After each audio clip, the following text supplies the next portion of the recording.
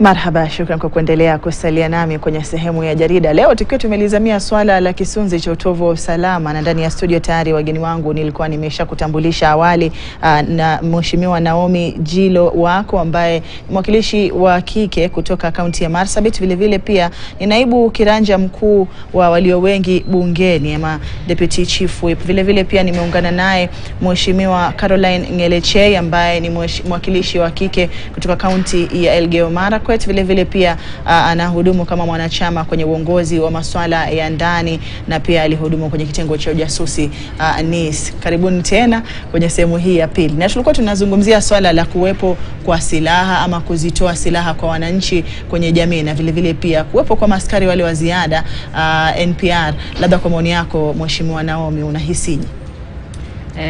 Asante tena. Jambo la kwanza, ninaunga serikali mkono kutoa silaha ya haramu yote kwa mkono ya mwananchi wa kawaida, kwa sababu hiyo ndio imetuletea mashida mbalimbali ya kuua innocent people wakiwa tu wanaendelea na mabiashara yao na mambo ya kuleta unajua kukosa amani katika makaunti zetu.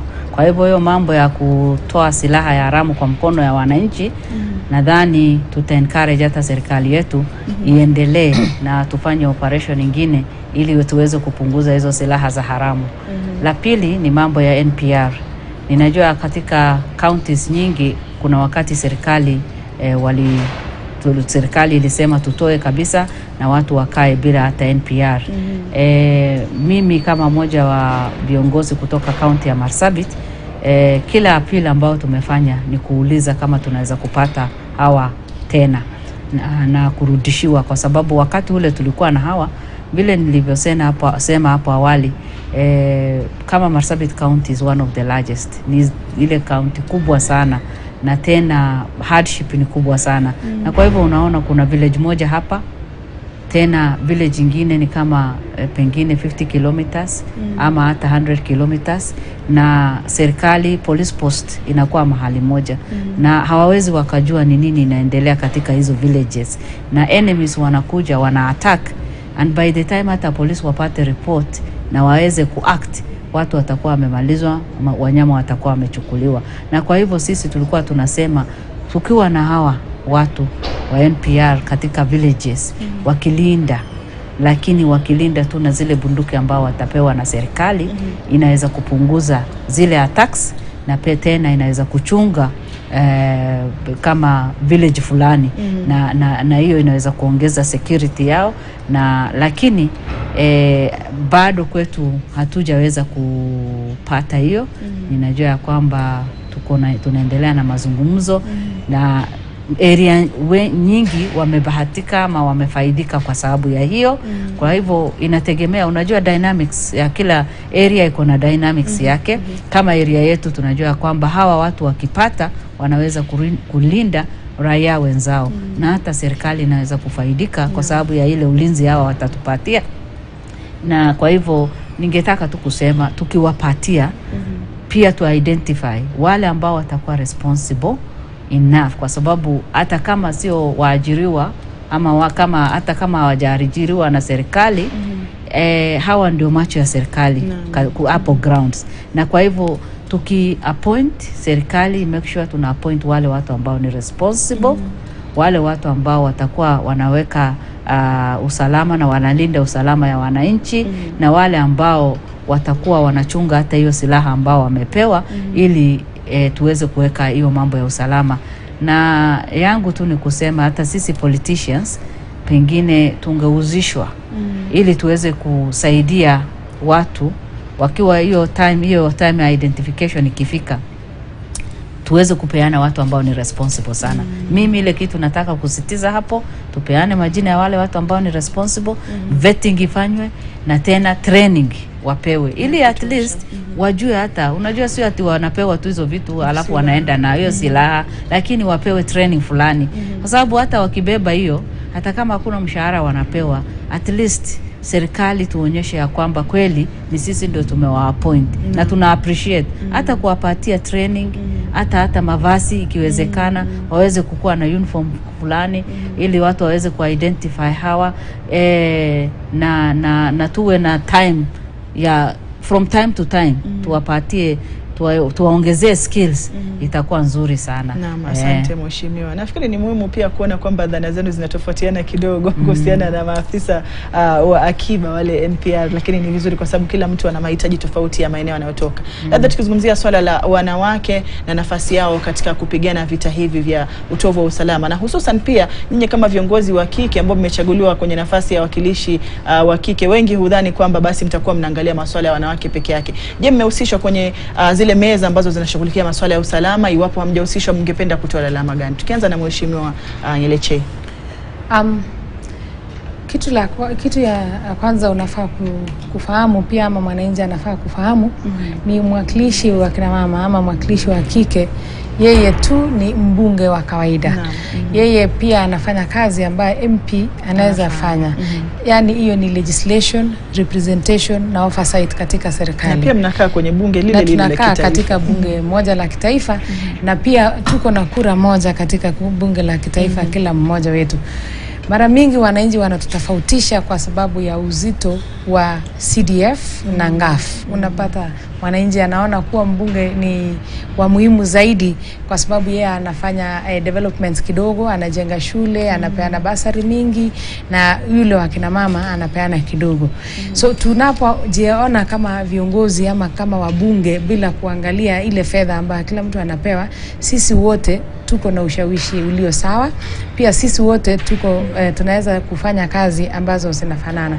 So mimi ninataka kukuambia, mimi kama mbunge, kitu ya kwanza yenye mimi naweza kukumbusha serikali ama kujikumbusha na kukumbusha mwananchi ni katika katiba ya Kenya chapter 4, Bill of Rights. Kila mtu ako na haki zake. Kila Mkenya ako na haki ya kuishi mahali anapotaka. Ako pia na haki ya kukua na mali yake na kulindwa na serikali ya nchi. So mimi ukiniuliza kama mama, mara mingi insecurity inapotokezea, wale watu wanaoumia na katika hiyo katiba hiyo wako pia na haki zao ni kina mama na watoto. Kwa sababu unapata wanaume wengi wana nguvu na wanaweza toroka. Wamama wanaweza kosa kutoroka, na pia wakitoroka hali inaharibika pale kwa sababu ataambatana na watoto wake bila chakula. Ukiama katika kwako, ukiamishwa, utaweza kubeba ile gala lako. Kama ulikuwa na kuku na ng'ombe na kondoo, hata uwezi hama na hizo vitu ambayo uko nayo.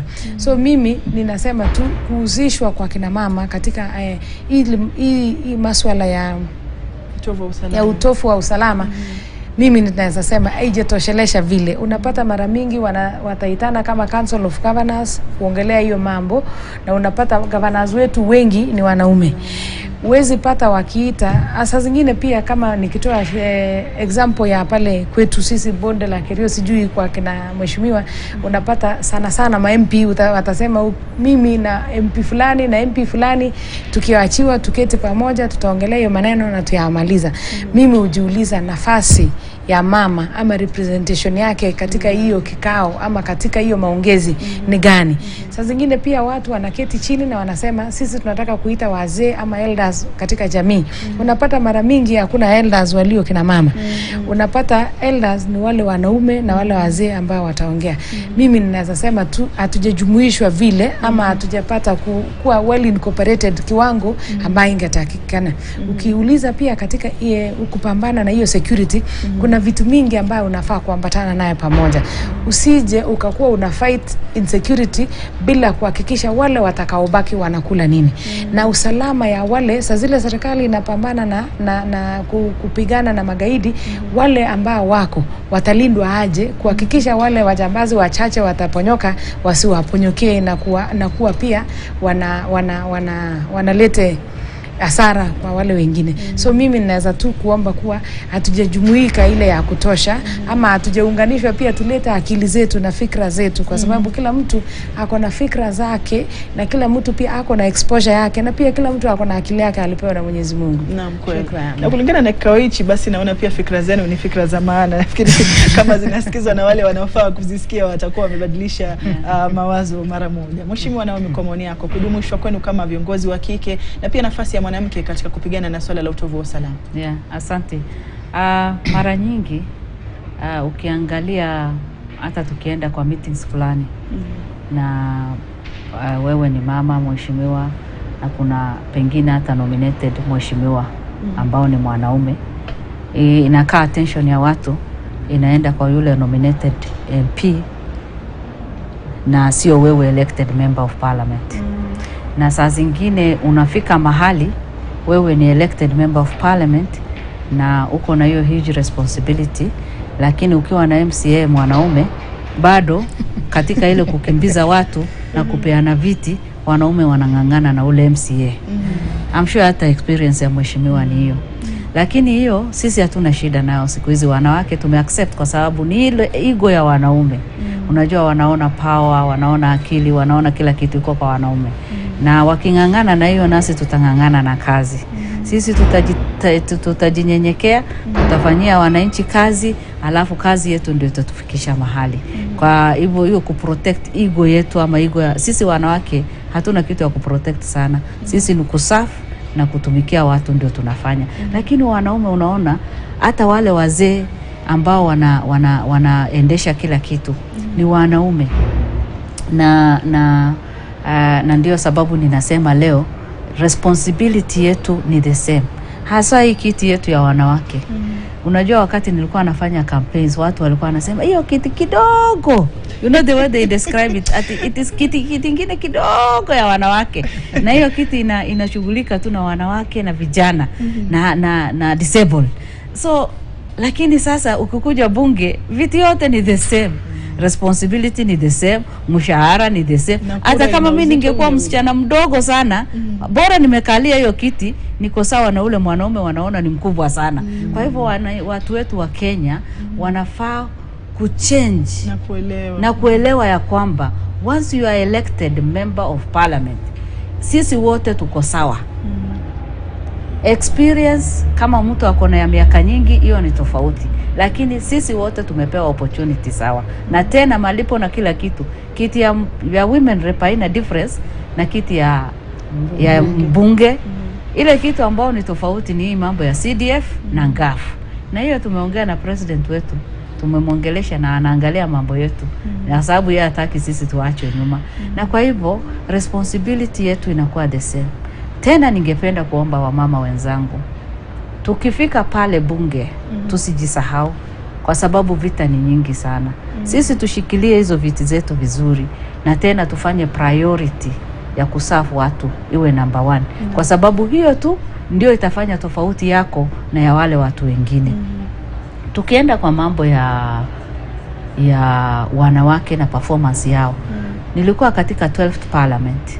Na katika hiyo 12th parliament, bills nyingi, motions mingi, statements mingi, sisi wanawake ndio tulileta.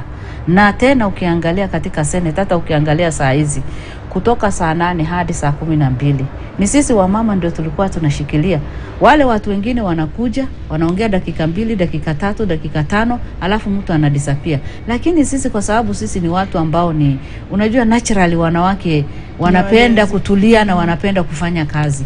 Unaona wamama wametulia na wanafanya kila kitu. Hata hivi sasa katika National Assembly, zile mazaa ya mwisho mimi kama whip ninaona wale watu wanabaki nyuma kawaida sana ni wanawake na wanafanya kazi yao kwa njia nzuri.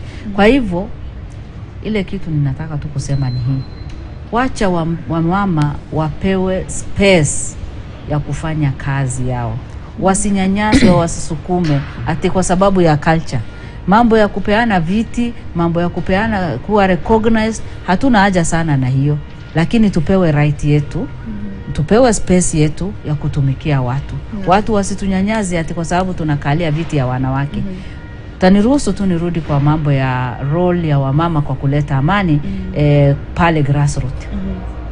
Ukiona katika vita nyingi ambao inaendelea, ni wamama ndio wanakuwa affected.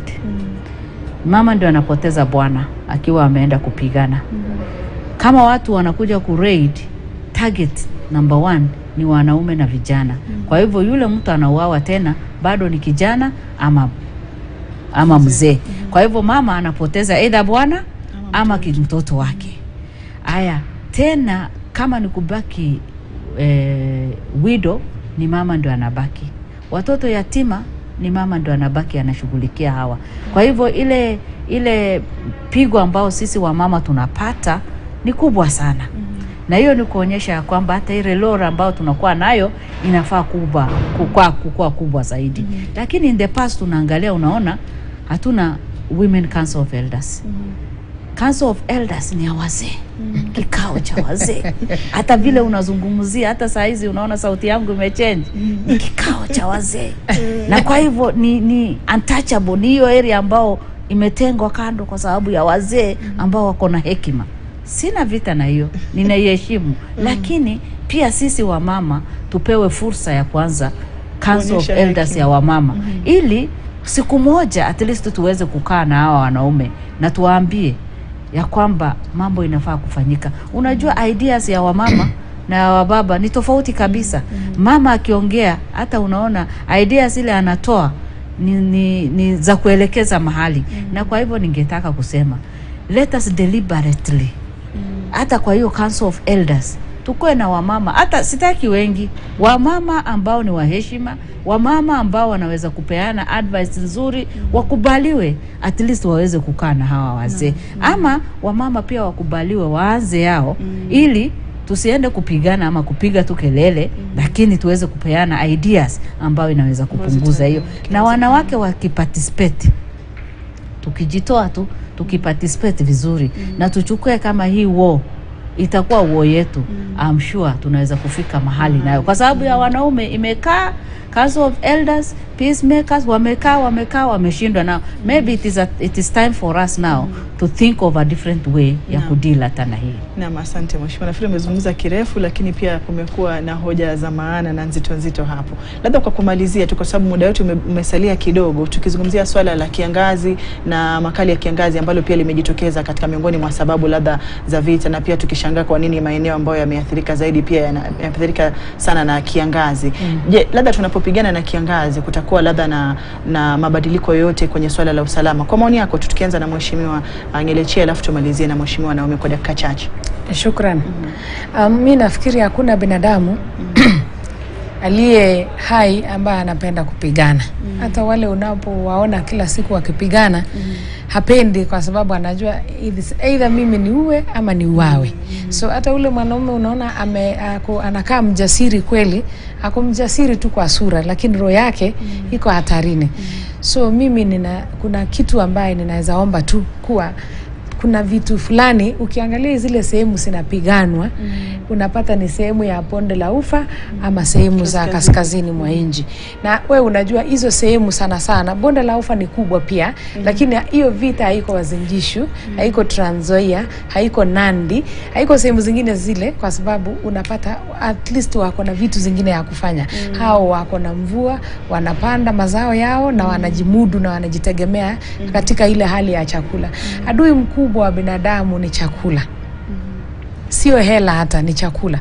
So kiangazi hii climate change sana inapoendelea kukaribia sisi na kupiga sana, unapata sasa ni survival for the fittest. Yule mtu anaona heri ni kufe nikipigania kupata chakula ya mifugo yangu, watoto wangu na familia yangu ipate chakula, kuliko ningoje tu kama mwanaume hadi njaa inifikie katika nyumbani. Mimi ninajua kitu kimoja. Serikali saa zile inapopigana na hii insecurity, ifocus kabisa kuhakikisha kuwa wale watu walio kwa sehemu kame wapate maji ya kunyunyizia mazao na wapande. Watawachana na hii hali ya mifugo ya kuibiana mifugo kila wakati. Pia wakipata maji ya matumizi yao na ya kukunywa, ili watoto wao wapate kwenda shule na waache kukaa nyumbani ili kushughulikia wazazi yao kupata maji ya matumizi ya kila siku. Kitu kingine pia, wananchi wanapohakikisha kuwa wamepewa maji, unaona pia hawataenda mbali kuhakikisha kuwa mifugo yao ama kucross kwenda kwa mipaka ya watu wengine kutafuta maji na lishe ya mifugo yao. So serikali mimi ninaona tu focus yake, tusiwaachilie pia wananchi ama ni kama tunawatesa, kwa sababu hata hizo sehemu wanapigana, kila mtu sio jangili na kila mtu si jambazi, ni wachache tu. So at least affirmative wahakikishe kuwa wanapeana maji katika hizo sehemu. Pia unapata hizo sehemu ziko na upungufu wa mashule. Unapata kuna shule moja hapa, unaenda kilomita 20, unapata shule nyingine, watoto wanaacha kwenda shule kwa sababu ya distance. Na pia wewe kama mzazi huwezi waachilia mtoto wako aende mbali. So ihakikishe kuwa kuna enough infrastructure. Hakikisha unajenga mashule, sana sana mashule ya boarding schools, ama ile mashule yenye inaweza kuconfine watoto, walishwe vizuri, wafunzwe vizuri, wafaishwe vizuri, na pia wawache kujumuika na wazazi, ndio wazazi wawache kuwatuma waende katika vita. So hiyo sehemu zinafaa kuhakikishwa kuwa anaweka mashule mazuri, wapewe maji, hospitali, mabarabara, stima, ndio wapate kukacha. Kwa sababu wewe unapokaa Nairobi hii, wewe huwezi kuambiwa kuna sehemu ambayo usiku ni giza kabisa, hata huwezi kuona taa hata mmoja. Ama kuna sehemu ambayo unaenda kabisa almost constituency mzima bila kupatana na lami.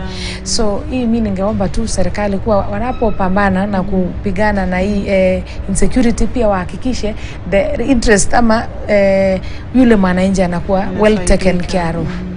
Asante mheshimiwa. Kwa kumalizia, tumesalia na dakika nafikiri 3 mheshimiwa. Ya kufanywa ni yapi? Kwa sababu tunaangalia kiangazi kimeleta umaskini, mifugo imepotea, imeangamia na makali ya njaa, na labda sababu kama hizi pia zinapelekea katika vita vinavyoendelea. Right now ile kitu ambayo inatakikana kufanywa ni saving of lives. Na ninataka kupongeza serikali yetu kwa sababu tumejaribu sana, na serikali bado inajaribu, na I'm sure wataendelea, kwa sababu ninajua kuna hela kiasi fulani ambayo imeenda kwa mambo ya jilali na kupeana watu chakula. Na kwa hiyo effort ya serikali nataka kupongeza, na tena nikiendelea kuomba kwa sababu bado jilali inaendelea, na sasa hata ng'ombe na mbuzi imekufa kabisa, lakini sasa watu ndio maisha yao yako hatarini. Na kwa hivyo tunafaa kusalvage the lives of human beings. Number 2, kuna vitu ambao tunahitaji kufanya. 1, shule imefunguliwa, watoto wanalala njaa kule kwa manyumbani. Na saa hizi tukianza school feeding program katika hizo areas zote, at least mtoto akuwe na chakula mara moja, hata akirudi nyumbani anaweza kulala bila shida. Na kwa hivyo watoto wote waende shule, na serikali pia tuweze kuweka chakula katika shule yote, watoto waweze kupata chakula.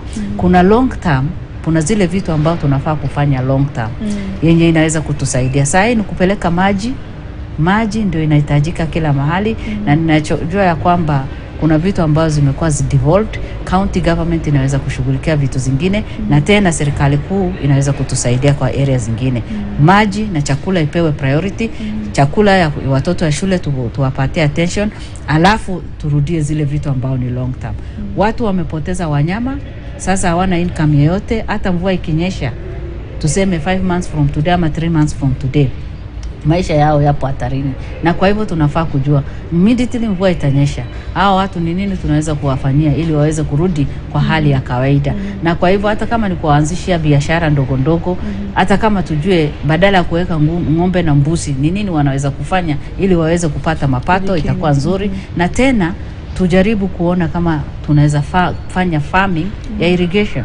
Tuweze kufanya catchment ya maji, irrigation iwe introduced kila mahali. Hata tusipofanya ile irrigation kubwa, kila mtu akuwe na kitchen garden yake, at least watu waweze kukua na kitu ambao wanaweza kutoa katika mashamba yao na waweze kuishi vizuri. Yangu tu ni kusema kweli, vita iko, ukame iko, watu wameathiriwa kwa njia nyingi, na economy yetu bado iko mbaya sana. lakini tuweze kupendana, kwa sababu zaidi ya hiyo mambo yote, tukiwa na usalama tunaweza kufika mahali. Let us be our brothers keeper, let us be our sisters keeper, tuweze kushughulikiana, kwa sababu jilali yenyewe mambo imebadilika sana, na hata ujui mambo next week mambo vile itakuwa. Leo unaweza kujivuna ati wewe uko hai na kesho hautakuwa. Na kwa hivyo tuweze kuishi kwa amani na tupendane, kwa sababu hata Mungu atatubariki tukiwa tumependana. Tukiwa tunamalizana ni laana tu ndio tunapata. Asante kwa kutupatia opportunity. Thank you. Naam, asante. Nafikiri tutakuwa tunamalizia hapo sekunde moja kwa sababu muda umekwisha. Nikiongezea tu, ninaweza kuomba serikali pia ishughulikie porous borders, kwa sababu tunaposanya silaha ambayo iko ndani ya nchi, zingine zinapata mwanya za kuingia. So wachunguze na kujua supply, ama ni nchi gani ama ni sehemu gani ambayo ina supply na hiyo firearms. Asante. Asante sana. Huyu alikuwa ni Mheshimiwa Caroline Ngelechei ambaye ni mwakilishi wa kike kutoka kaunti ya Elgeyo Marakwet. Vile vile pia amehudumu hapo awali kwenye kitengo cha ujasusi cha kitaifa, na pia vile vile ni mwanachama wa uongozi wa masuala ya ndani ya nchi. Na vile vile pia alikuwa nimeungana na Mheshimiwa Naomi Jilo Wako ambaye ni mwakilishi wa kike kutoka kwenye kaunti ya Marsabit, pia ni naibu kiranja mkuu wa walio wengi kwenye bunge la kitaifa. Swala kuu ambalo tulikuwa tunajadili leo ilikuwa ni kisunzi cha utovu wa usalama, na nafikiri hoja zao nzito zitakuwa zinaleta mabadiliko kwenye vita dhidi ya utovu wa usalama. Nimekuwa kwa Hadia Mwasiwa, akiridhia Maulana. Kesho pia ni siku.